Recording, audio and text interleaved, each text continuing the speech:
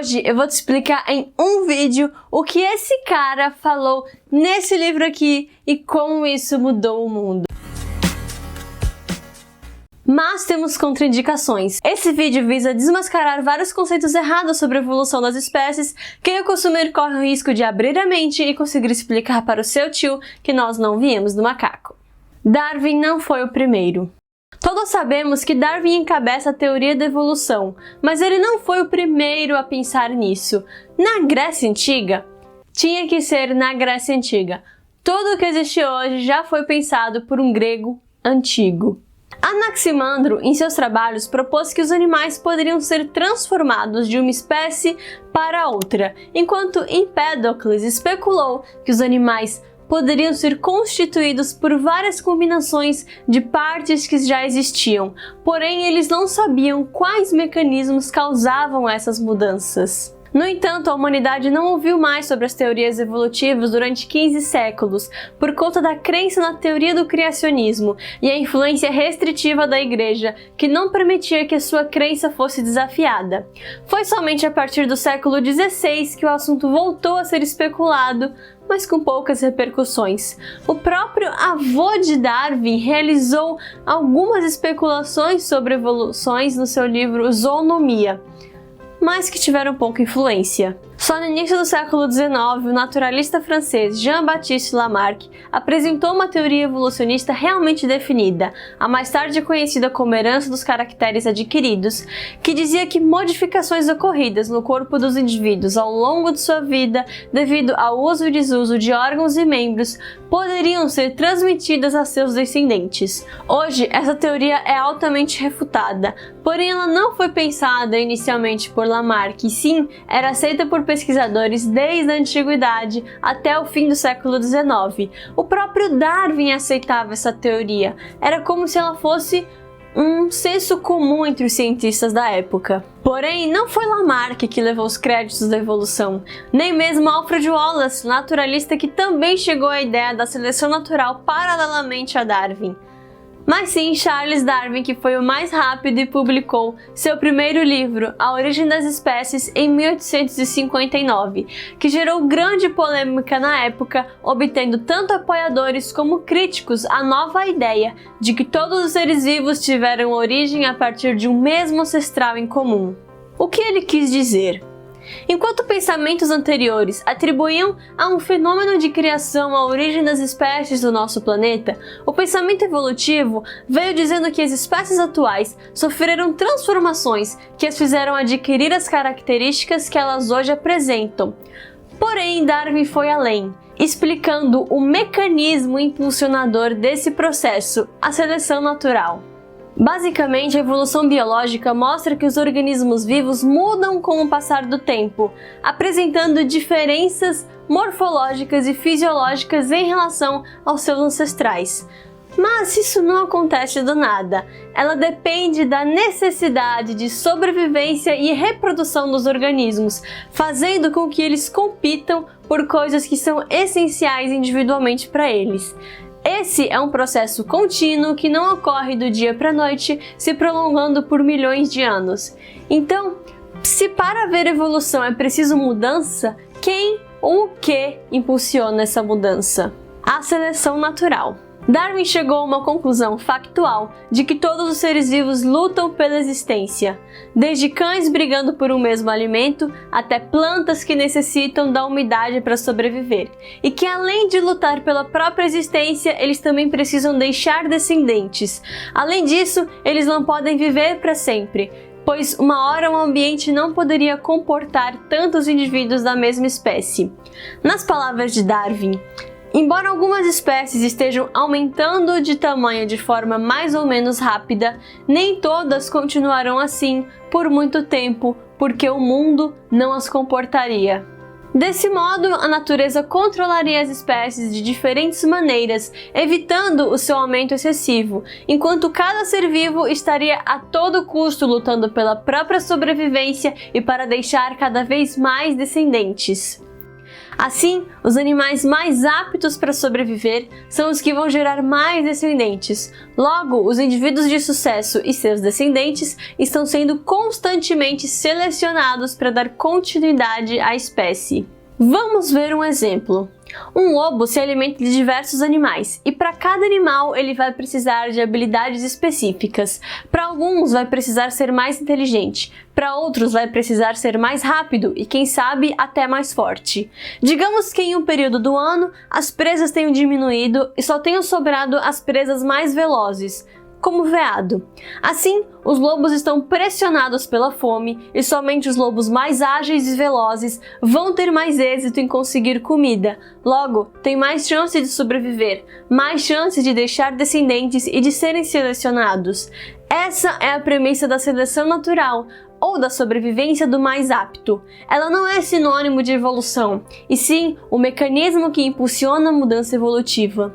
E aqui na internet não é diferente. Na batalha por mais relevância, nós lutamos para conquistar mais likes. Então, se você quer ajudar a ranquear um conteúdo de qualidade, de ciência, deixa seu like aqui embaixo. Ao contrário do que muitos pensam sobre evolução, não é a dificuldade que transforma o animal, e sim uma mudança aleatória no animal que o dá mais vantagem para vencer a dificuldade. Ou seja, não foi a savana que fez nascer um macaco que ficava em pé, foi que um macaco que tinha mais facilidade de ficar em pé teve mais vantagem de sobrevivência, então ele deixou mais descendentes, que também eram melhores ficando em pé. Tantas gerações passaram que houve um momento no qual o macaco que ficava em pé já era bem diferente dos macacos que não ficavam em pé, dando origem a uma espécie completamente diferente. Mas não se esqueça que essas variações acontecem a nível genético. Diferente do pensamento lamarquista que acreditava que até mutilações poderiam ser passadas para os descendentes, ou seja, uma vaca que perdeu o chifre esquerdo poderia dar à luz a bezerros também sem o chifre esquerdo. E apesar disso parecer absurdo, até Darwin já acreditou nisso. Porque na época não se sabiam como essas características diferentes eram criadas e muito menos passadas de pai para filho. Darwin não conheceu o trabalho de Gregor Mendel, o pai da genética, mas foi só unindo a genética de Mendel e os estudos de Darwin que conseguimos finalmente explicar a evolução e seus mecanismos, dando origem ao neodarwinismo, que é o pensamento aceito hoje. Então, variações que o indivíduo sofre em nível genético causam mutações nos seus genes. Os genes são porções do DNA que carregam o código responsável pela construção de um organismo. Um erro que aconteça nesse código será introduzido no material genético utilizado para reprodução e pode ser passado para as gerações futuras. Nem sempre uma mutação vai ser benéfica para o animal, mas quando ela é benéfica, ela oferece a ele mais vantagens para sobreviver e se reproduzir no ambiente em que ele está inserido. Assim, entra a seleção natural, selecionando esse indivíduo. Quanto mais ele se reproduz, com mais frequência sua característica especial se repete na população, enquanto que mutações que não trazem vantagem ou até desvantagens vão diminuindo de frequência. Assim, continuam vivendo e se perpetuando os mais aptos à sobrevivência. Hoje, essa é a teoria mais aceita sobre a origem e o desaparecimento das várias espécies no mundo, inclusive sendo aceita com ressalvas pela Igreja Católica, que conclui que a teoria da evolução não refuta a existência de Deus. Os principais erros sobre a teoria da evolução.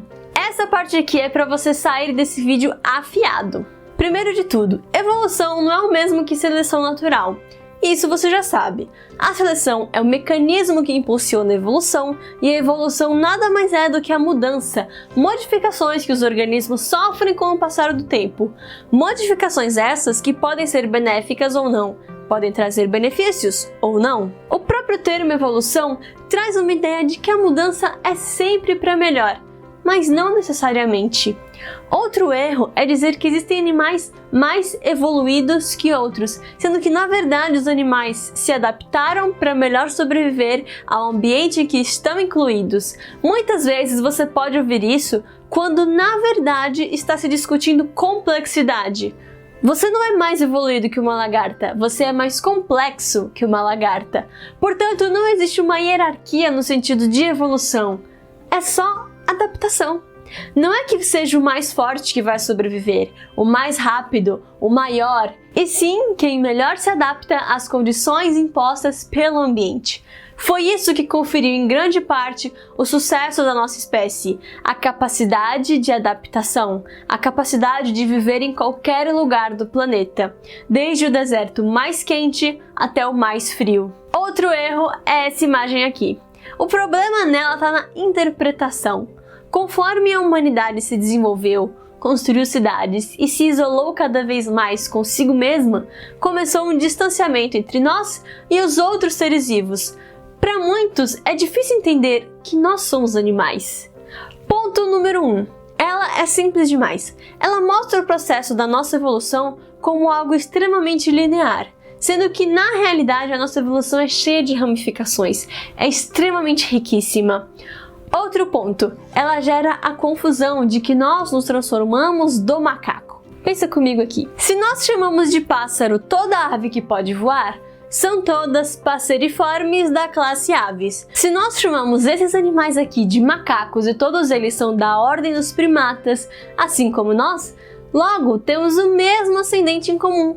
Somos também macacos, portanto nós não viemos do macaco, nós somos macacos. Então, a evolução é um processo de mudança que ao longo do tempo altera os animais e permite que eles se adaptem ao ambiente que estão inseridos. Em um certo período de tempo geológico, nossa história evolutiva seguiu para um lado, dando origem ao gênero Homo, e a história dos chimpanzés seguiu para outro, dando origem ao gênero Pan.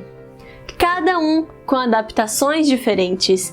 E por muito tempo, o ser humano ou chimpanzé não fazia muita diferença.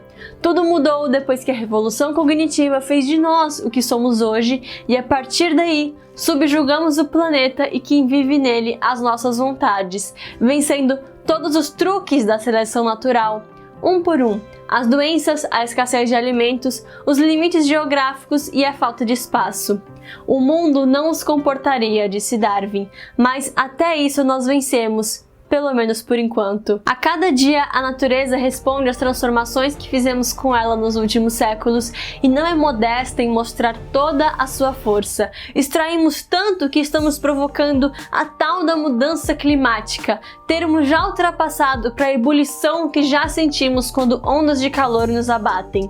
Ainda bem que temos uma grande variedade de espécies. Uma maior variabilidade genética implica em maiores chances de mudanças, maiores chances de adaptação. Mas será que elas terão tempo de se adaptar? Considerando que a evolução das espécies não acontece de um dia para o outro, quem vai conseguir resistir ao maior obstáculo dos tempos atuais? Quem vai vencer a seleção humana, ou melhor, a seleção do antropoceno? Comenta aqui embaixo o que você acha. Eu te vejo no meu próximo vídeo e até mais!